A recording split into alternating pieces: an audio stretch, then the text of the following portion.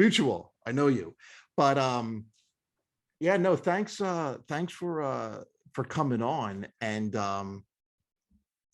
you know, I love your music.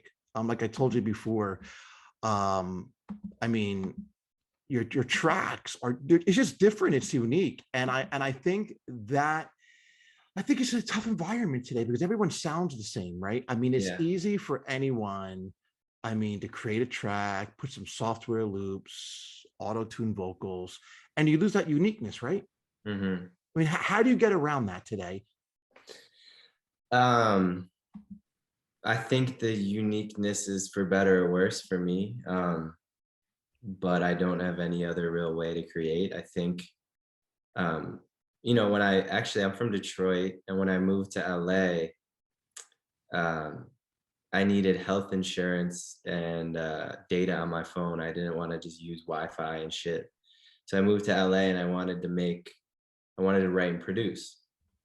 And I would be steering my creative car to try and, make something that didn't sound unique in order to attain these things to survive, so to speak. And every time I'd be making something, the car would just steer left somehow, and it would just end up being this creation. I think I didn't really listen to the radio much until I came to LA.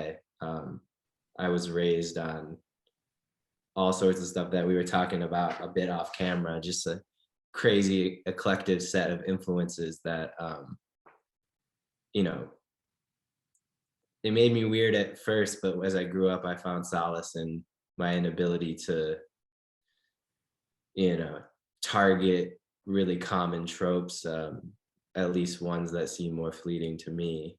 Um, but yeah, I think trying to be anything, it doesn't really work out much, at least for me. I think just creating and um, kind of seeing what happens is how it goes for me. I think I try and target an emotion rather than a sound or some sort of um, explicit genre. So when you create music, do you attach yourself to an outcome at all? I don't. When I do, I feel as though I suffer.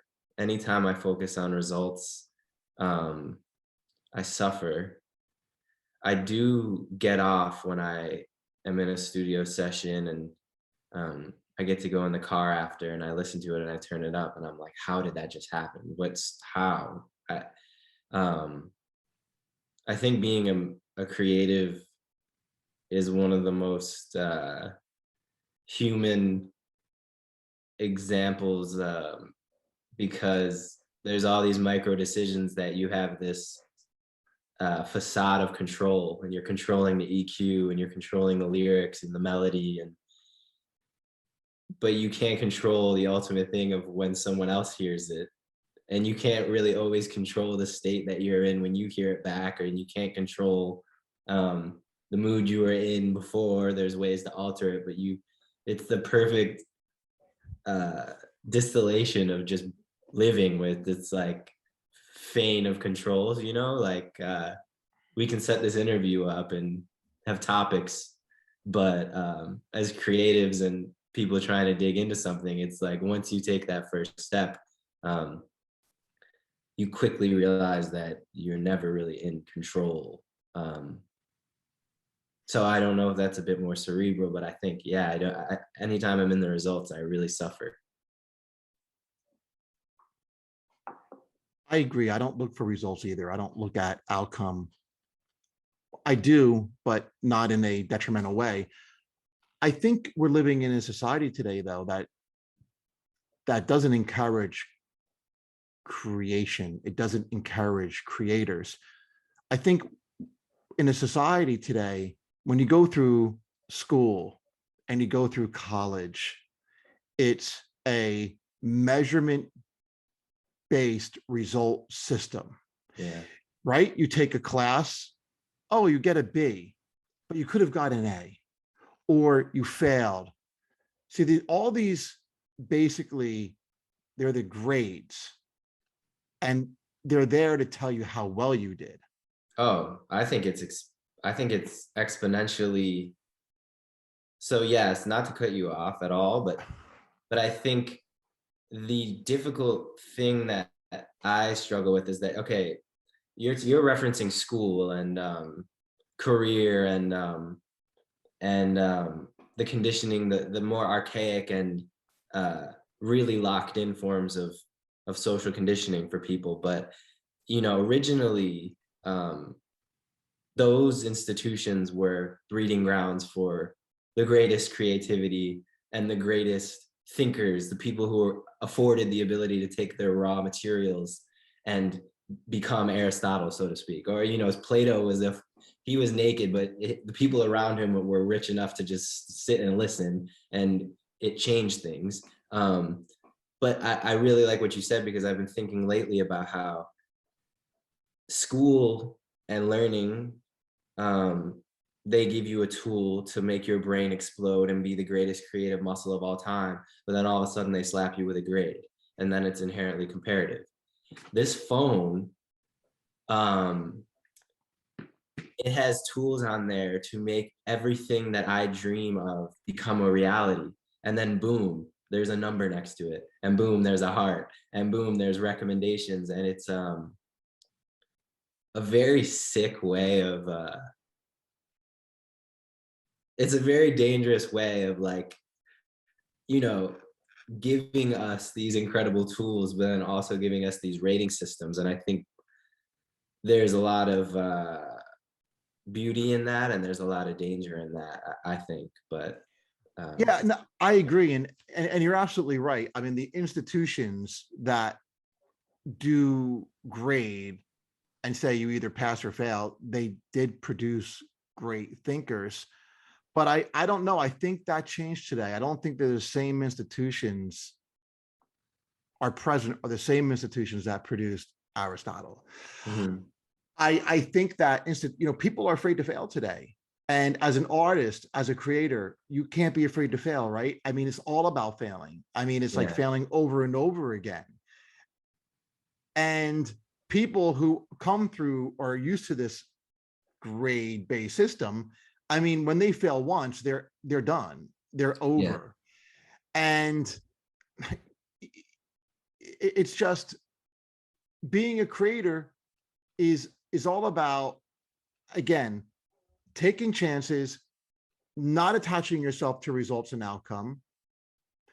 I mean, there does come a point though yeah, where you have to attach yourself to, or at least look at feedback. Can I tell you something? I sure, remember I was working with an artist, and he said to me, he wrote some songs, and he said to me, and I gave him some feedback. They were kind of demo stages. Is Dean, here's the thing.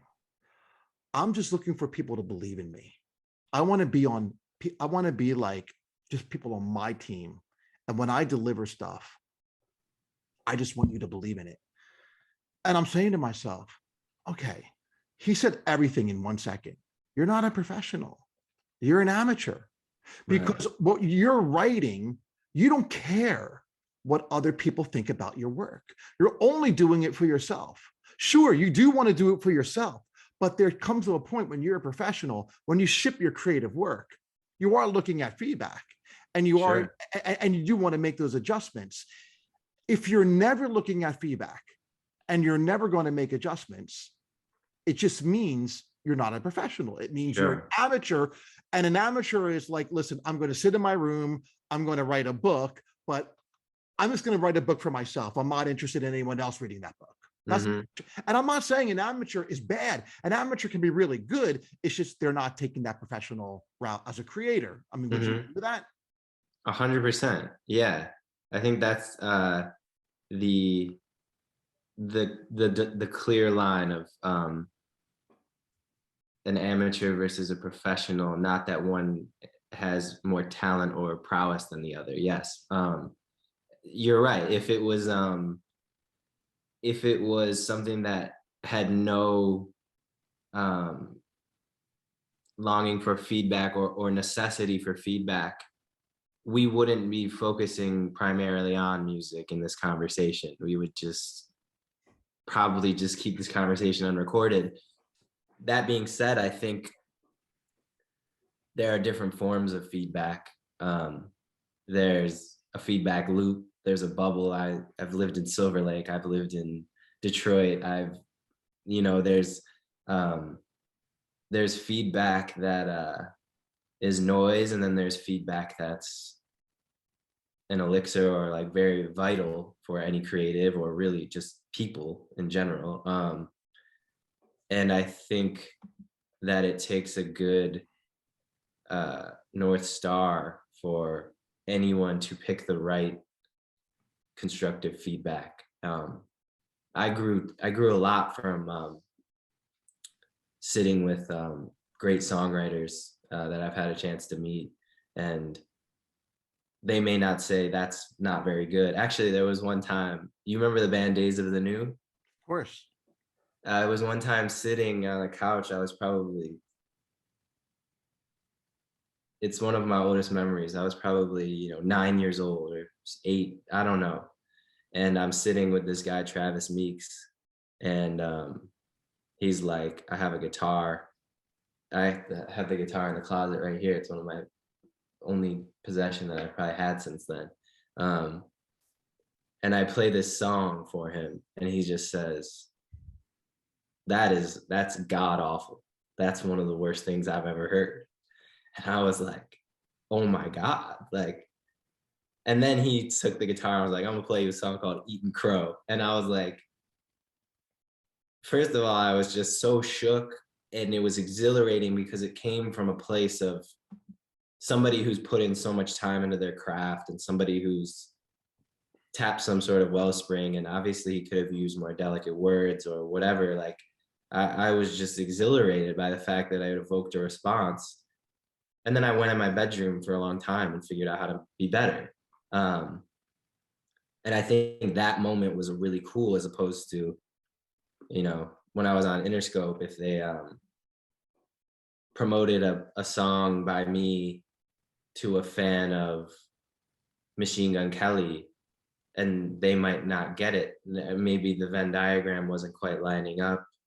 And then I get a DM saying like, your ass, or some sort of expletive thing. And I'm like, this feedback coming from this person doesn't mean that they hate me. I think it means that I'm not showing up for them in a manner that they would hope an artist shows up for them, and they don't have the vocabulary in that moment to articulate their frustration. And so it becomes, I hate you, suck your own dick. And I'm like, I'm not that flexible. But I don't know how you've seen things change over your career. I'm sure you've seen like really good moments of feedback and really troubling moments of just miscommunications, I'd imagine. Of course. No, absolutely. Now, you mentioned that you signed with Interscope, which is, it's funny. Speaking about change, I mean, Interscope, they had a wide variety of artists, but they definitely morphed into a different label. I mean, they started out as like a punk label back in the day, signing like, right? I mean, these punk bands. But so you signed with Interscope, and did you actually release music through Interscope? Yeah. And to your point, I was enamored with the rebellious qualities of all the acts that they signed when I was growing up. Eminem, Tupac, 9 Inch Nails, and on and on. And it just seemed like the artist label. And I released 3 projects on Interscope, and it was a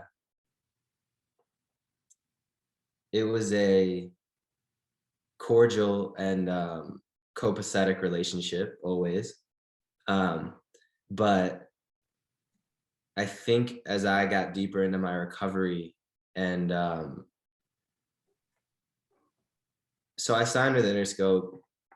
They gave me amount of money that I had never had. I went from having $0 to not a crazy amount of money that someone else with actual money would think, but I could go and buy like I bought a car. I got a Ford. I got various things. I was afforded whatever I wanted in the moment. I mean, I'm a pretty modest person, so it was like really fun. And then What kind of car did he get? I got a Ford Expedition, Nice, and I nice, could fit all my gear in it. I had a pedal board the size of the trunk at the time. nice. But shortly after that, I became, I just hit a bottom with my addictions. And, you know, I didn't really want to die in my heart. And so I took a little moment of reprieve and to work on my mental health and kind of exit the I think that with my addiction, it was really dangerous for me to operate in an ecosystem that rewards such extreme natures of caricature and um, soul mutilation, I guess, for lack of better words. And I feel like I was on a label that had one of the biggest artists in the world, Juice World, who I was looked up to so much. And when he passed, it was like they make so much money off of him. And the industry seems to make so much disproportionate amount of money off of martyrdom, off of um, young people's pain. And it really just, it got to me. And I feel like when certain ones of my contemporaries got deeper into their addiction and just rode that wave so deeply, it was like, whether it was coincidence or just a bit of a faulty setup industry wise, it seemed as though they were being pushed to the brink of their destruction. And when I took a step away, the communication fizzled out. And to me, it was just very notable to me. And I still have great respect for the people in that building and a great love for some of the people there. John Janik, the CEO, he understood that I needed to go forge my own way, and I'm making this EP, and all the money from the masters go to charity for addiction recovery programs, and that wouldn't Now, have when been you were, possible if I was so when you were on, like, so what was, how did he make that connection? Like, was it a certain song that they liked? Oh, for Interscope. Yeah. So my best friend slash manager at the time, um, he sent an email. He was an assistant Okay. at William Morris, and he sent an email to Bonnaroo under the auspice that his boss wanted this new artist on a stage. Yoshi Flower needs a stage somewhere if you have room, because they had just booked all the headliners. And obviously, being in the industry, you know that if you provide a festival, a headliner, sometimes they'll give you opportunities for the other acts that you represent if they like the music, you know? Or depends how big the headliner is. You know, if Scooter Braun has Justin Bieber headline, he can have whatever young people get a slot at 2 p.m. But long story short, my friend cold emailed Bonnaroo, but had the WME, or excuse me, the agency. I'm gonna restart that question. Please edit that out. My friend cold emailed Bonnaroo with his agency assistant email tag at the end of it, and they listened to the music. I saw the private SoundCloud tick up to 2 plays, and he got a response that said, Yoshi Flower can play at the Who stage at 2:30 p.m. And I was like, holy shit, I had no music out. I went to Bonnaroo. I was high out of my mind. And we hung up these political yard signs all over the grounds that said, take acid and see Yoshi Flower, 2 p.m. Sunday.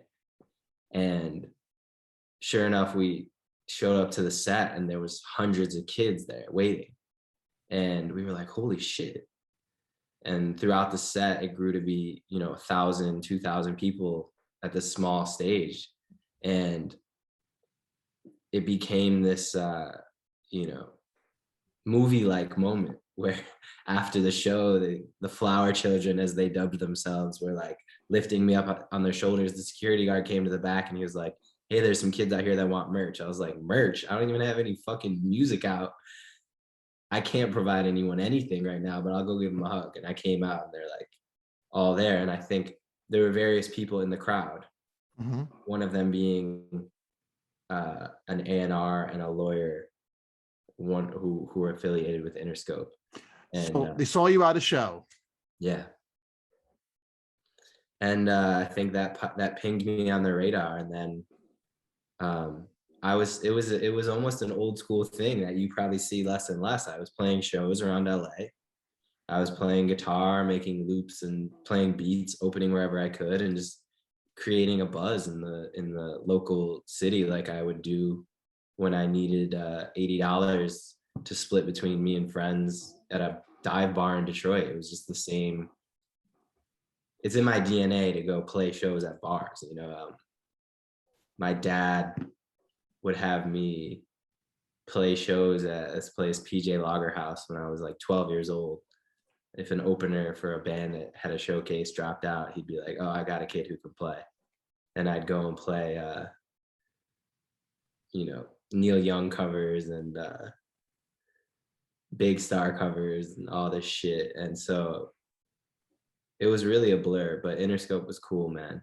Um, So what happened is he spent some time on the label.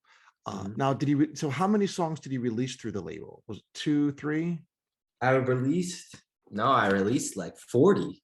four? Okay, wow, 40 songs through the label. Wow. Yeah, something like that. I released 3 um, projects, Okay. and I think it was a very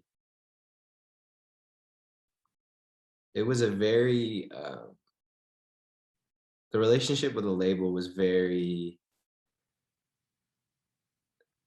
it was just very cordial and very chill and very I make the music, I send it to them, I tell them the date, and then they're like, "Okay, sounds good." Um, and it really came to a head when I wanted to make this project and donate all the money to charity, and talk about things that were less cryptic and explicitly talk about my journey with recovery. And I just was voicing a bit of disdain that I had for the current prevailing winds of the entertainment industry. And it just came to a point where we just mutually were like, you know, this relationship doesn't seem like we are sharing the same integral qualities. And when you're with someone, you know, even in this conversation, if we were so on drastic different pages, it would be like, this is not very enjoyable. So Yeah. I find myself in a lot of that situation sometimes. You know, it's life. I mean, now you mentioned about recovery. So now, so what happened in that whole aspect? So, I mean, were you addicted to pills? Were you addicted to alcohol? Was it everything? yeah, pretty much everything. Oddly, the you know, I'm a huge music fan. I live and breathe music, as it seems as though you do as well. And at first, I was drawn to the extremes that artists got down with, and the mythos of the rock star life that I was exposed to at a really young age. And as I got older, um, on one hand, I knew the destruction it was bringing to my own life and the people around me.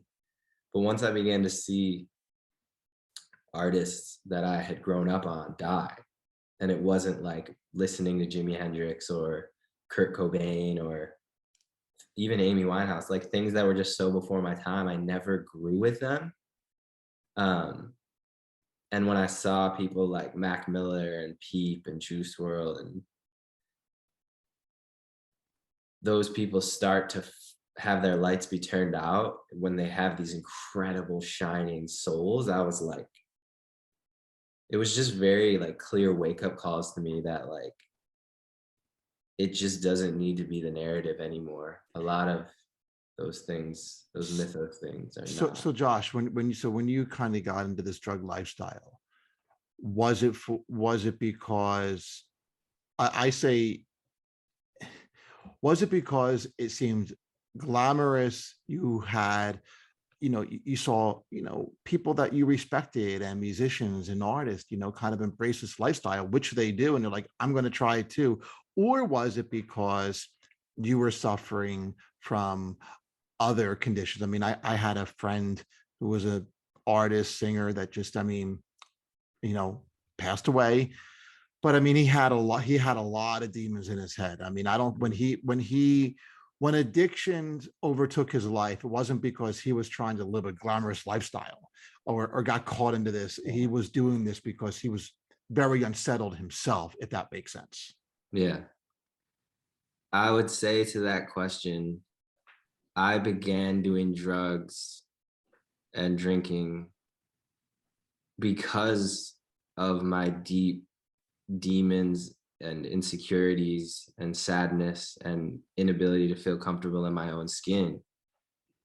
But I was able to justify it by the glamour or the myth of a suffering artist or a rock star mentality or pushing things to the extreme and the destruction that was put on display for me. And I don't blame that because it's put on display for everybody, but not everybody ends up waking up and having no idea what occurred last night, but then still needing to do it again. When I started drinking and smoking weed when I was 12, I wasn't shorter than anyone anymore. I wasn't poorer than anyone anymore. I wasn't less funny than anyone anymore. I wasn't, I I just felt okay. And then, as I said, it was a simultaneous magnetism because I had posters of Jimi Hendrix on my wall that my dad put up there. I had posters of Bob Marley on my wall. I had posters of Janis Joplin, like when I was 5 years old, and it just seemed like a meshing of a hole in my heart and a photograph of how you escape those emotions in the quickest way. And I was already so in love with music. So it was it's a really conflicting thing for me because I would never blame music for my times of self-destruction. But yeah, I don't know. Yeah, I mean, drugs are like, obviously, right, Josh? I mean, drugs are a great numbing agent, Yeah. and they're a great numbing agent. Hmm. But what's interesting today is, I don't know if you heard about this. I mean, the pharmaceutical companies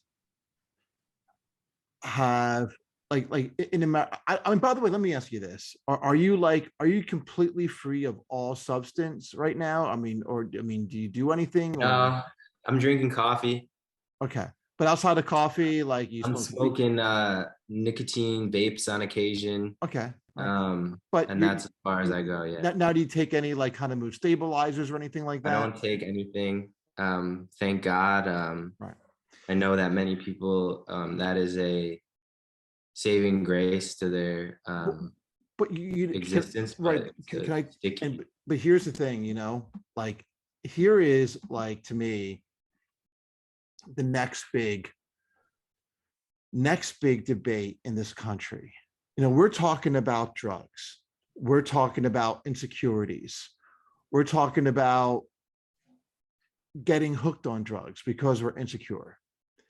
Well, for the last like 20 years, the pharmaceutical companies, right, have pushed drugs on people called SSRIs, Yeah. right? Mm-hmm. Okay. Now, do you know what SSRIs do? Um, I don't know chemically what they do explicitly, but I've seen my friends have varying experiences engaging with them. But please inform me. Right. Okay. Well, SSRIs, basically the drug companies say that we have several neurotransmitters in our brain.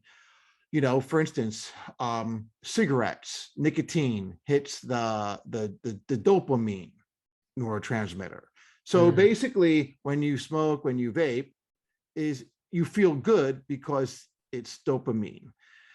Now, when you quit smoking or quit nicotine, you have a a decrease in dopamine because when you take nicotine, it kind of messes the way it regulates in the head. Okay. We have our minds produce irregular levels of dopamine. When you smoke, it increases it. When you stop smoking, it goes down a little bit. You get past the 2 or 3 weeks of kind of, and then everything normals, and you're like, oh, I feel good. So another major uh, neurotransmitter in our head that they identified is something called serotonin. So basically, they say people who are depressed, they say like their serotonin levels are low. Okay. So what the drug companies did is they created something called SSRIs, which basically they are the Paxil drugs, they're the Prozac, they're the Zolofts. So they increase the serotonin in your head. Mhm. Okay. And that's the cure for depression. You're good. Take the drug, we take the slow serotonin in your head, we regulate it, we give it a boost, get out of bed, enjoy your life. Now, that is the entire premise of like depression and clinical depression. It's basically about the neurotransmitters. Well, there was a study that came out today, along with a scientist, that says there is no clear evidence that depression is caused by low serotonin levels. Wow. Research Researchers say their findings are important as studies show there are many as 90% of the public believes, 90% of the public believes that depression is caused by low serotonin or chemical imbalance. Most antidepressants are selective serotonin reuptake inhibitors and were originally said to work by correcting low serotonin levels. So here's the thing: the popularity of the chemical imbalance theory. Like, I'm depressed, you're depressed because we all have chemical imbalances. That theory has led to a huge increase of people taking antidepressants. Mm. So, you follow what I'm saying? Sure. So now that theory now is being challenged. Mm. So it's kind of interesting is I think in the last 2 years, we've seen this living in this country, in the world, there has been so many things that, sorry, there's been so many things that has challenged like kind of the status quo. I'm just, I think this is just big news. I think that people are going to wake up because as an artist are on these mood stabilizers. You see that. And I'm not like against it. I'm all like, hey, whatever you want to take. I mean, I would never tell anyone what they should be taking. But I just think it's responsible to understand the side effects of drugs. For And sure. mood stabilizers create emotional bluntness. Like Mhm. mood stable, like how can you be an artist and do your best work when your mood and your emotions are blunted? Yeah. Um, I think there's a lot to unpack there. I think, first of all, I've always been a huge believer that treating a symptom is just that. I think taking any sort of medication without coupling it with an experience or some sort of experiential work is just that, taking a drug. I've had very close friends take forms of antidepressant or antipsychotic medications, and coupling that with really soul work. And if someone's medicine can give them a chance to live, I'm all for that. Um, you know, for instance, for me, when I started drinking and smoking, I was like, I found my medicine. I feel okay. Um, and I think I will say, I mean, some artists can create under any circumstances, whether blunted or um, enhanced chemically. Um, but I think the idea of a drug is, I'll say if an SSRI keeps someone around and stops someone from killing themselves, I am all for that. I think there's always going to be times where the status quo of healthcare and treatment is questioned. You know, we used to put leeches on people to get their blood off or whatever. And I talk about this with friends. It's like, what practices are going to be out the window in 100 years? You know, hopefully we're right in some things we're doing. And a study like that is earth shattering. I know SSRIs, it's a lot stickier because companies make billions of dollars off of it.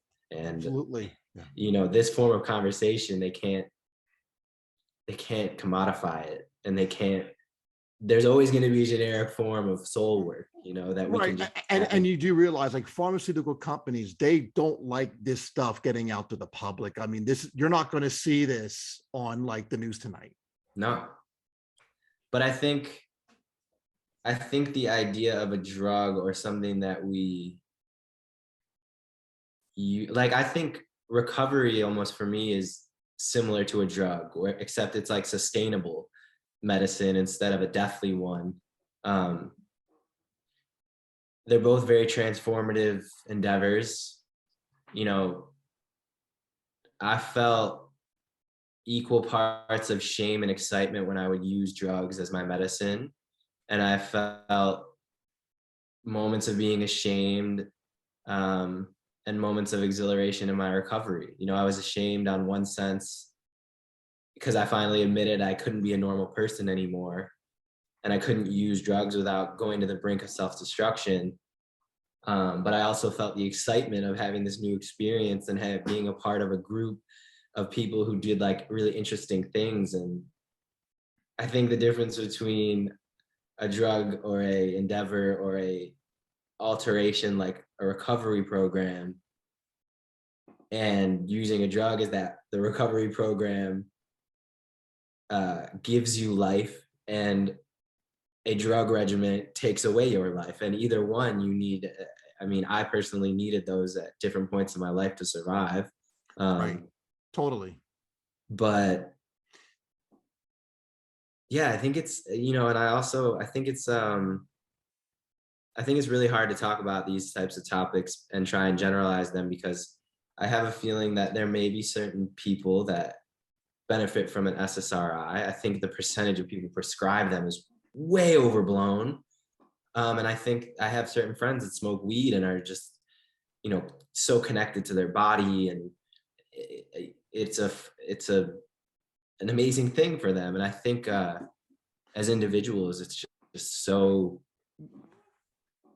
it's such a myriad of experiences that It is, but that is the point, as you mentioned. It's like a lot of this stuff is overblown. You know, the goal of any big pharma companies, they want to expand the market. I mean, that's really what it is. I mean, they want to take something and although it's good for a certain group of people, they want to expand that market where there's more people taking the drug, whether they need it or not. You know this. I think everybody knows this. But so you mentioned though, you kind of grew up in this kind of rock star lifestyle with, you know, having these artists come to your house. So your mom played in the Warriors, that the famous 1980 movie, yeah. and and your father was a, you know, a music manager, music lawyer himself. So yeah, your mom played in the Warriors. Like, tell me about that. I mean, famous movie, as you mentioned, iconic scenes. Yeah, tell me about Yeah. that. Yeah. Growing up, I was thrusted right into the world of pushing the creative limits, so to speak. My mom, I saw the movie The Warriors when I was like 5, 6, 7 years old. It's an R-rated movie. My mom shoots a gun. She like makes out with a guy. She's, you know, in a gang called the Lizzies. Yeah. And I looked up to that, and I admired her ability to express herself. And I really romanticized the idea of like the vixen qualities of entertainment, but also just high quality entertainment. You know, it's not all just being presented some picture of darkness. It's being presented a high level of self-expression. My dad took me to a Metallica concert when I was 5, 6, 7 years old. And I remember just being so enamored with the grit and the sweat and the just going for itness of it all. Yeah, I had rock stars come to my house. I had, you know, Steven Tyler leaving me a voicemail on my phone, like when I was making little rap songs as a young teenager, and he'd be like, "You got the right key, but you got the wrong keyhole. You need to stop doing this and start doing this." He's like, "Stop rapping and start singing." And I'm like, "Dad, who is this?" He's like, "Oh, that's Steven Tyler." I'm like, "Yo, what?" But yeah, I was always I felt really grateful to be exposed to all of those amazing artistic souls. And but it was always mostly just I was feeding off of it. I never really, you know, my dad and my mom, they just they didn't really, you know, tell me to be an artist or give me any sort of like connections, or like, I'm sure maybe if I asked them, maybe they'd be like, "Oh, I could help you out with this," but they're just very free spirited people, and very they promote individuality, and they promote just really finding the things that you get off on and just tracking them down and doing them. And I was really grateful for that. I remember one time my friend, this DJ Grizz, we went to high school together, and he was older, and he said, "Hey, if you do this program called like Gifted Artist Talented something GTA program, you can skip an hour a day, and all you have to do is turn in an album at the end of the year." And I was like, "Okay." So I would make an album. My dad would like help me cut it on like an 8-track thing, and like that was a cool experience. And really, I would just skip school an hour a day and just smoke tons of weed and just chill and like watch anime. But then one night I'm doing the showcase, the recital, and I hear my voice through monitors. I'm like, "Mom, why didn't you tell me that my voice was so shitty?" And she was like, "Well, I never said it was good." And that was kind of always the, you know, back and forth until I did something really great. Until I made a couple records, you know, then eventually my mom was like, "This is quality work." And it was great to have, as you said, you know, a mother who was in a cult classic film to be able to tell you finally, like, that's a good piece of work. Um, but yeah, I was exposed to a lot very early. I mean, so yeah, I mean, Steven Tyler calling you. I mean, your mom's in a famous 80s movie. I mean, that's kind of cool. I mean, if I woke up and I got a call from Steven Tyler on a message, I think I'd be dreaming. I don't think I'd be like, "Is real." Yeah, it's been a an interesting life, to say the least. Uh, So it's very I feel like I've avoided a lot of opportunities where I could have talked about this type of stuff, or kind of used things to like seem as though I have some sort of prestige or aura or some bullshit that a lot of people would exploit and caricaturize their, and no knock on that, that's an art form in itself, but I don't really find any joy in the exploits of talking about things I've done other than applying them to the emotion that I use to create my music. I like talking about it with you because you're clearly a music lover and someone who, you know, as you said, it's like, it's not, when you say if I got a call from Steven Tyler, it'd be like a dream. You're not like, oh, like it's a celebrity, da, da, da. Like fuck all that. Like, no, it's this amazing vocalist who could sing for 16 hours in between their throat and nose somehow and hit notes that do an impression of James Brown and have it come out being this crazy gritty 70s thing. And Yeah, you know what? I'm not a fanboy. I've never been impressed by like the celebrity, that lure. I again, you know what I like is I respect people, and I respect anybody, Josh, who contributes something to the world, yeah, who leaves a footprint, not because they're a better person. It's because, I mean, there's a lot of people who live life who aren't, you know, celebrities, or you may, who've contributed a lot to the world and their towns and the people around, and they've done good.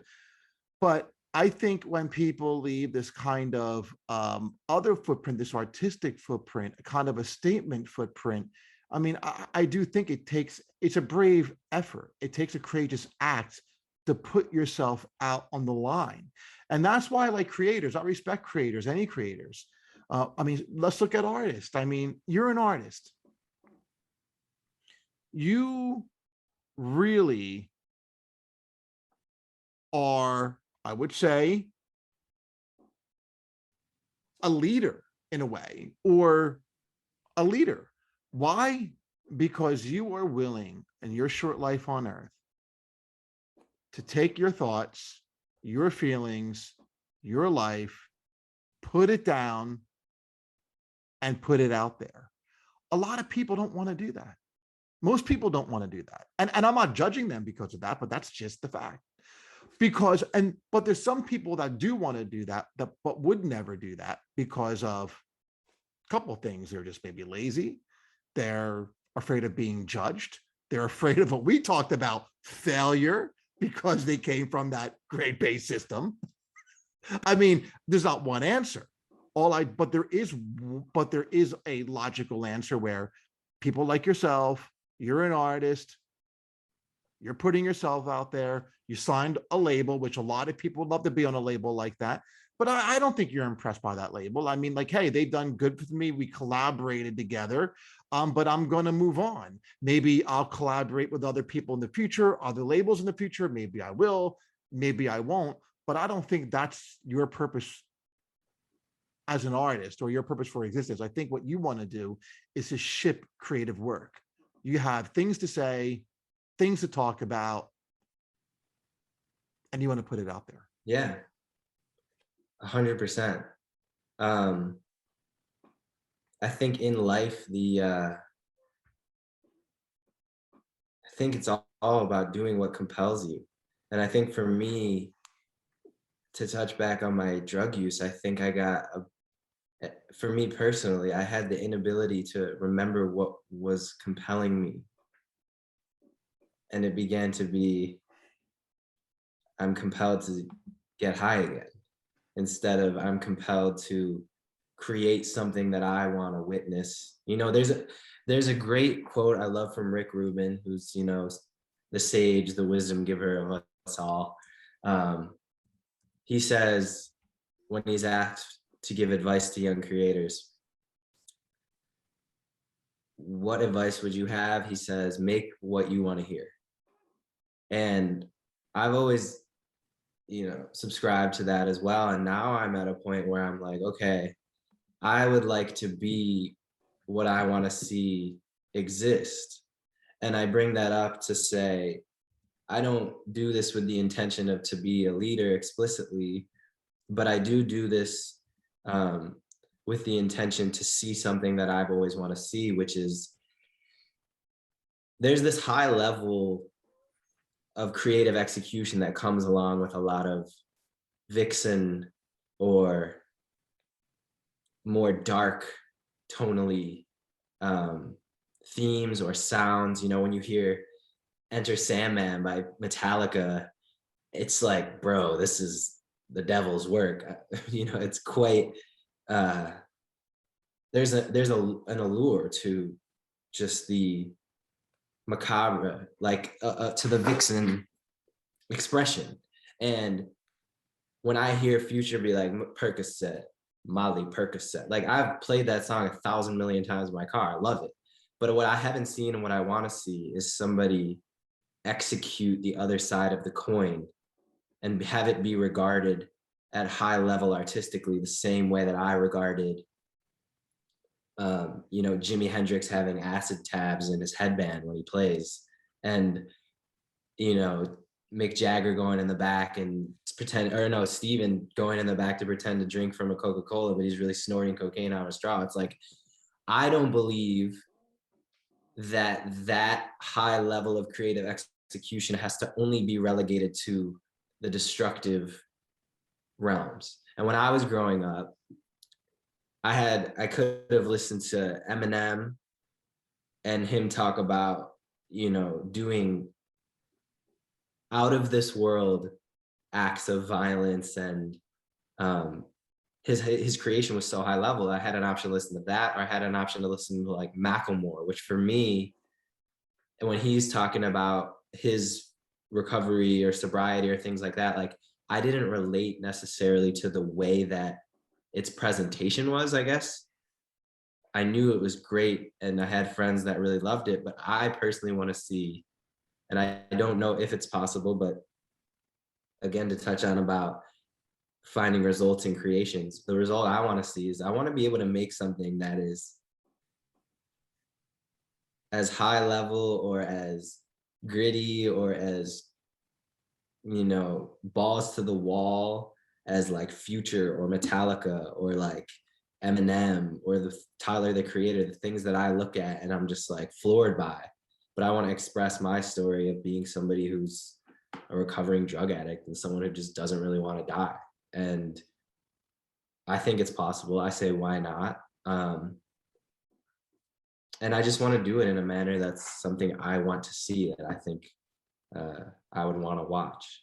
I don't see why I can't dress like, you probably can't see, but I'd like to dress as though I'm in like a 1970s French movie and I'm like 65 years old, and I don't want to, and I want to be able to express myself playing a hard ass guitar riff like Brown Paper Bag, but I want to be able to say a lyric like, I almost died last night, I'm happy I didn't. And just like, I don't know if that makes sense, but I'd like to be an expression of that. That's what I want to see, I guess. So let me ask you this. Yeah. You're very expressive. Obviously, TikTok is the go-to platform today for musicians and artists. Do you think TikTok works for you? Do you think TikTok benefits you as an artist where you want to be? I think that TikTok can benefit anyone. I think that, in all honesty, I have not put in the time to make it something that works for me. I think that a lot of people in this age, forever, people have done the things that they're natural at, and then something comes along, and they may not be a natural at it, and if they're not, they got to put in the work. I'm not a natural at TikTok. I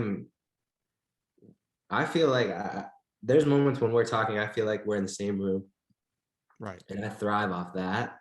But I don't poo-poo or shit on TikTok, because I think as many tools for people to express themselves, give chances and really cool moments of light and really pure moments. I just suck at TikTok. So I would love to be able to express myself, but it's very difficult for me to put a phone in front of myself and see myself and not feel uncomfortable. So, long answer, I would love TikTok to be beneficial for me if I can connect with people that I'm meant to connect with. But I mean, what are your feelings towards it? I think I think that in uh, in music, I think that there has to be a better platform for artists. And I know everyone talks about this every day. And the thing is that TikTok, anyone can use, okay? Anyone can use. But let's talk about like an artist. See, an artist should be putting in the work where they work on their craft, work on their instrument, whatever it is. I mean, and you kind of go up the ranks. In sports, I mean, you still have to put in the effort to be a professional sports player. But in music, they cut that off. Like in music, there used to be a simulation. There used to be a path, right? I mean, the days of the new age, there still was a system that an artist had to accomplish to get this required result. Well, in music, they kind of took all those ranks and accomplishments steps away. Basically, what's interesting? I actually had a friend that just passed away. He was in a big local band, okay, good singer. But what happened is they had a bunch of great songs. This was in the 90s. And I'm saying to myself, there isn't one recording of that band, but we all know their songs. But there aren't any recordings, but we know all their songs. And that's because in the 90s, it's either two things. They didn't have access to studios, or the producers were way too expensive. So, but here, what was the benefit of an artist not having access to recording equipment or to a studio? Well, they got to work on their songs. They got to play out. They worked over and over and over again. Do you know when, like you would see I'm a little older than you, but I can tell you the typical progression was you would see an artist, you'd hear them play songs, you'd like them. And then a year later, you hear songs that are even better. You speak to the artist and they're like, yeah, we're getting there. We got some cool stuff going. See, today, an artist would write one song. Yeah. Work it on their computer. Between those two times you saw them, they would probably have like a plethora of experiences. Right. So the difference today is the artists now, they'll write like in their room, they'll record, and then they'll upload it. Yeah. But guess what?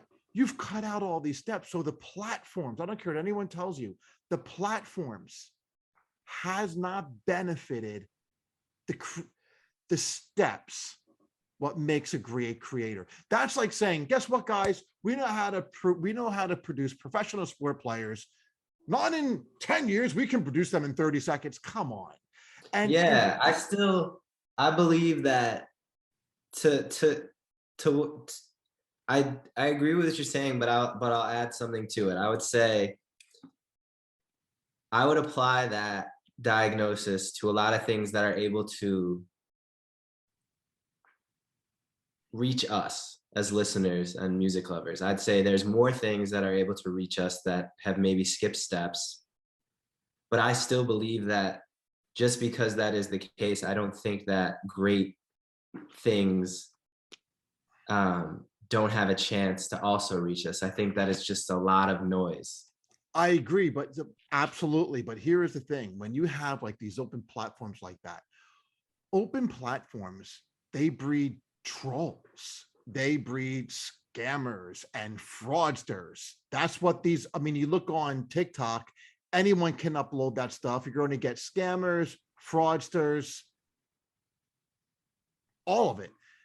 And that's the noise. Now that's an open, no one wants to live in an open platform. It's just at the end of the day, it's like sports. Is sports an open platform? Hey, everyone's going to try out. No, there's barriers. Imagine a sports like everyone try out the whole neighborhood. No, it doesn't work that way. So there has to be a curated system. I mean, it can't be overly curated because then it stifles creativity. So something's overly curated, like if the labels control everything, they controlled everything, then that becomes highly curated, which stifles creativity. But when everything is open, then it results into lack of quality. The people that need to be heard can't be heard.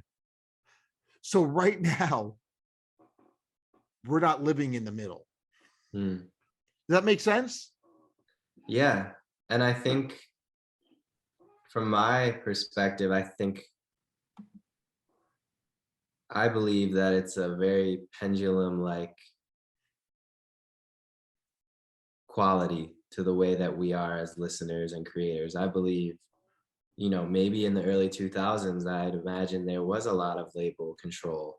And then suddenly you have bands like the White Stripes coming out and people are like, wait, like, what the fuck is this? Like, and then all of a sudden you go to like, again, in 2008, 9, 10, I remember it was all this like bullshit things on the top of the pop charts. And then this pendulum kind of swings back to you have, Chance the Rappers and then, a couple years ago there was a lot of like bedroom producers and stuff, and there was a lot of great stuff.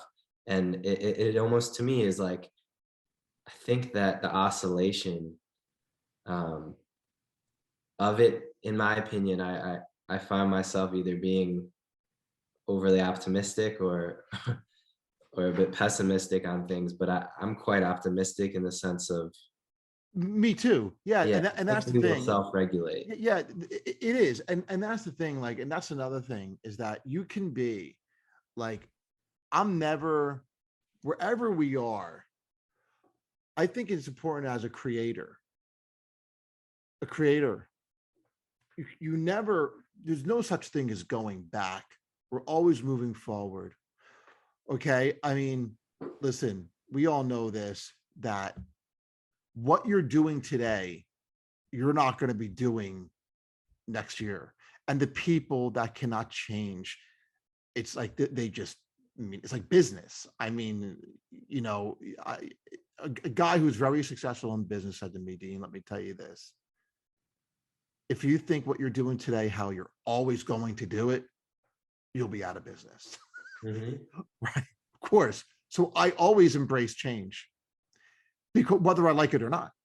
I mean, we all like being comfortable. We all like when we figure something out and when something works. Why make a change? Like we're here, it's working.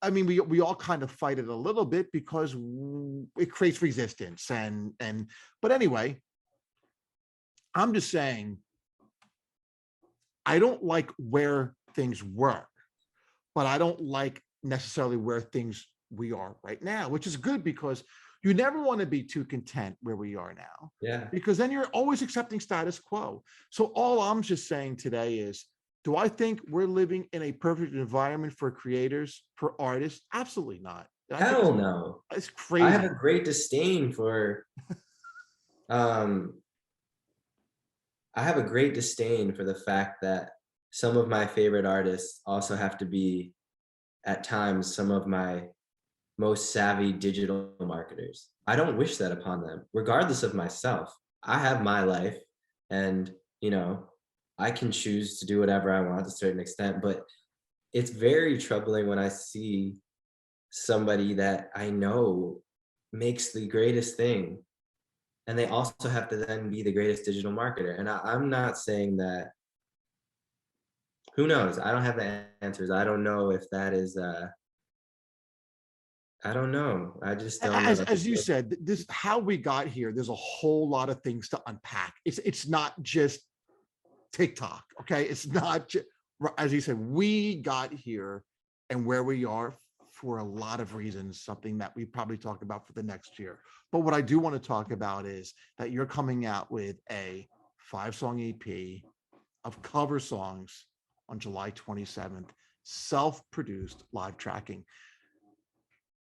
Tell me about the EP.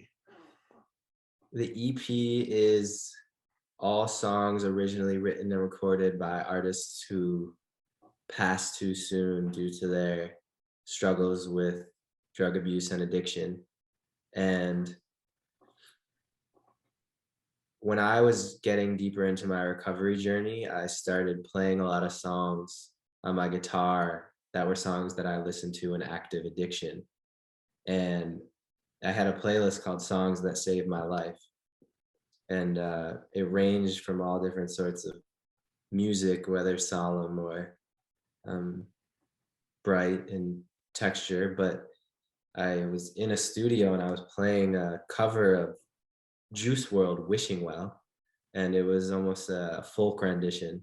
And the person I was with was like, "Yo, that's so weird that you're playing it in it almost sounds like a Shin song." And I was like, "Well, I really want to connect with this song in a way of hope instead of self-destruction right now." And I was like, I feel from watching Juice World interviews, I've listened to him talk about his intentions with that. And so I wanted to make a project that gives back, and all of the proceeds from this cover project go towards addiction and recovery programs. Some of the music will be donated to Music Cares, which gives young musicians opportunities for rehab and recovery, and then some other various initiatives more locally. But there's a cover of Mac Miller, Amy Winehouse, Lil Peep, Juice World. Which Amy Winehouse song are you doing? I did Rehab. Well, that's perfect. Perfect title. Yeah. Great. So you're saying you're turning these songs more into folky? Is that it? Well, there's folk elements surely in the chord progressions, and they're more. They remind me of the songs that I would listen to, and they would be track 8 or 12, the acoustic song on the rock projects that I would listen to. Wow, that's cool.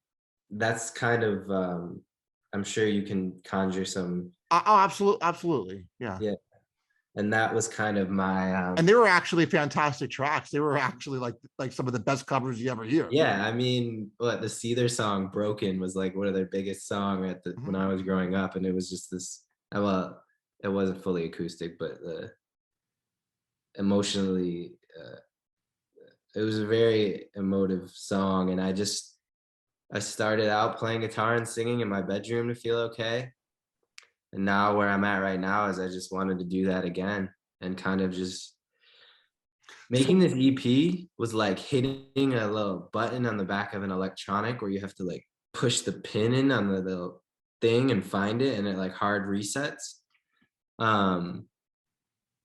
It was just a vision really, and I wanted to give back, and I was just fucking sick of everything, and I couldn't create with the idea of just making a cryptic message that is some sort of like promotional. So what songs were on the EP? The track list is Good News by Mac Miller, Wishing Well by Juice World, Star Shopping by Lil Peep, Man in the Box by Alice in Chains, and Rehab by Amy Winehouse. Yeah, I mean, that's a great collection of artists and sad songs. I mean, when you said these are sad songs, I mean, now are you keeping them sad, or were you trying to go for a different emotion? I think there's elements of they're very bittersweet to me. Really, I think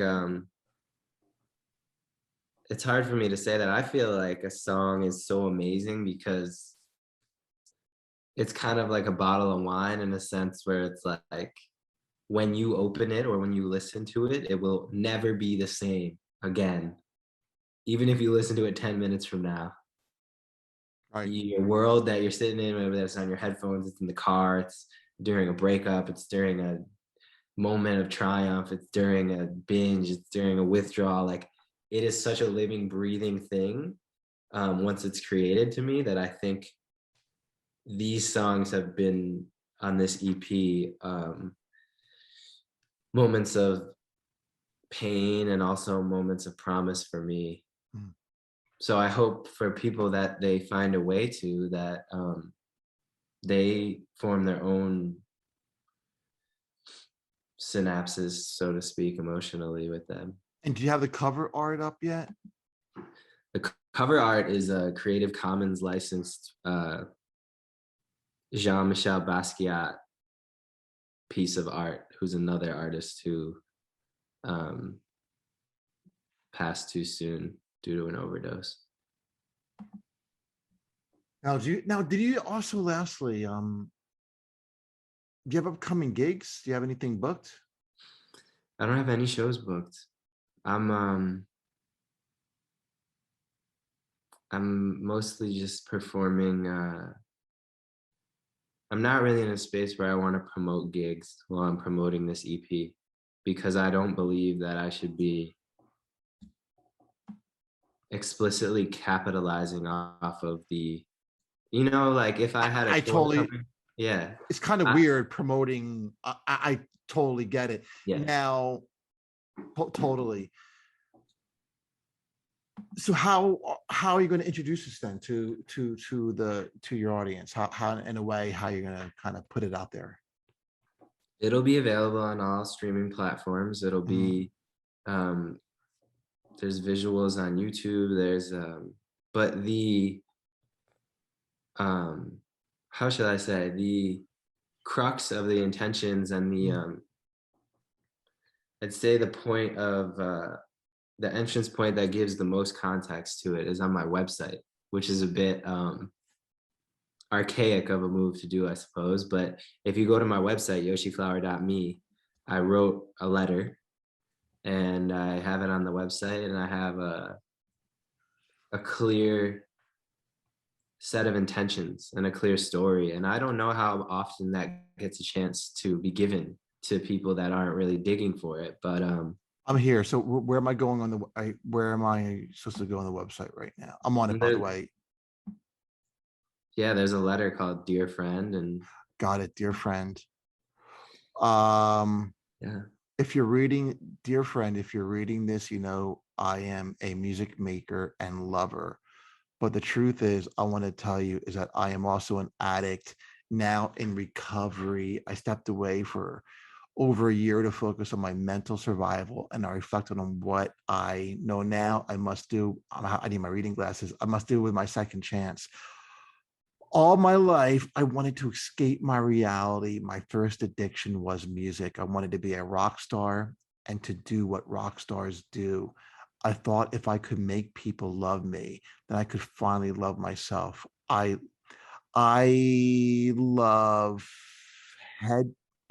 I love I love. Is it lead first into experimenting? Oh, I dove headfirst into experimenting with substances that eventually almost took my life multiple times. After years of struggling with addiction, I came to learn that the myth of self destruction that came along with so many of the artists that I shaped who I am, just that a myth. A myth. It is true. I mean, the myth of self destruction. In music, we have lost too many too soon. To die young is a tragic fate, and I can only imagine the impact these souls would have continued to make if they would able to overcome or hold that drugs and alcohol had upon them. Um, yeah, it's true. I mean, so you're really laying, this is great. I mean, I love that letter. I love that you're laying your heart on the line. And you know what's great is how old are you, Josh? 28. You're 28. I mean, the fact is you're young and you know what drugs do. I mean, I know people who are older who are still addicted to drugs. But you know what I love about you is you know what drove you into drugs. I know people who are drug addicts that they don't know why they're drug addicts. I don't know if they know that they're insecure or whatever demons they hold.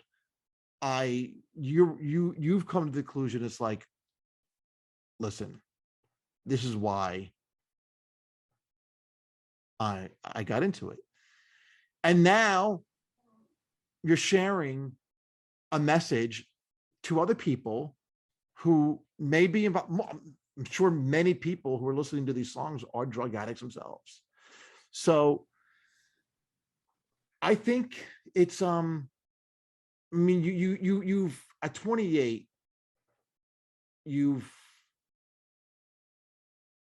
you've you've learned a lot, and I think, you know, I think I really do hope that you do reach even more people than you thought with this project. Yeah, I love it. Thanks. Yeah, it's You know, know, my thoughts, I kind of was stalling a bit because, like I said, I just attended a funeral yesterday of an wow. artist, singer. I can't even get into the details. I still can't make sense out of it. I mean, it was definitely self-inflicted wounds of what happened. It's very eerie to me. Of I don't know what kind of mental state he was in, but the cause of death is very disturbing. Like it's definitely not natural, but the way it was played out is just very disturbing to me. But Sorry that. yeah, it's so now, when do you think you will tour again? When do you think you will gig? I think that I think quickly just to touch on the point about your friend, I think one of the things that I wish existed was having discussions before things become so dire, because I'm not here saying that everybody needs to quit drugs and that everybody needs to be Sure. sober.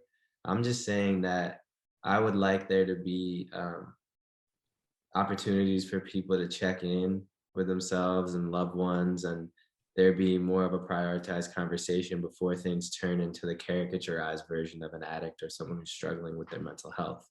Because when I went into recovery, I wasn't living on the streets, and I wasn't in jail currently, and I wasn't um, robbing anyone. Like, it wasn't at the point that I thought it had to be at in order for me to check it out. So I'd say, you know, that was just you talking about your friend. It just made me think of that. But as far as touring goes, I believe I will start playing more publicly uh, promoted shows.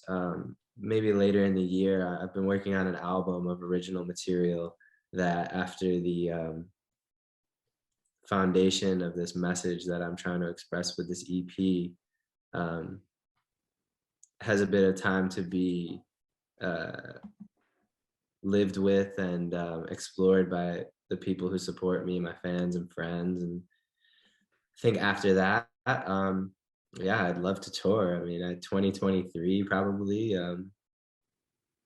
Just whenever I can put together an amazing show that I just want to give right now. I really, I really just want to give, um, and I don't really want to take. And I feel as though, personally, right now, if I were to promote a show with a lot of tickets and all of that, in the headspace that I'm in, just right in this moment, I just don't know if that would be so giving. Though at times it's the most giving thing for an artist to do.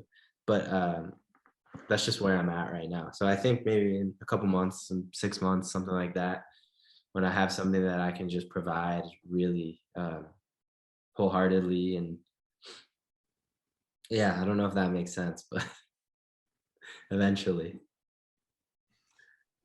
Great. And now, do you plan on releasing any originals in the near future? Yeah, I'm probably. I mean, this is my life and my work, so I will. I'll touch on that. We'll talk about it as it comes for sure. Great. Right now, it's just the EP of covers, and I'm working on music every day. I'm sitting in my home studio in my little room, so I'm making creations every day. So it would be very low odds that I don't end up coming with more original material. All right, Josh. Well, again, great chat, great talk. And I do want to talk about your original material when you're ready to go with that. And I can't wait until your cover EP is out. So again, yeah, it's great chatting, and we'll be in touch. Dean, Pleasure.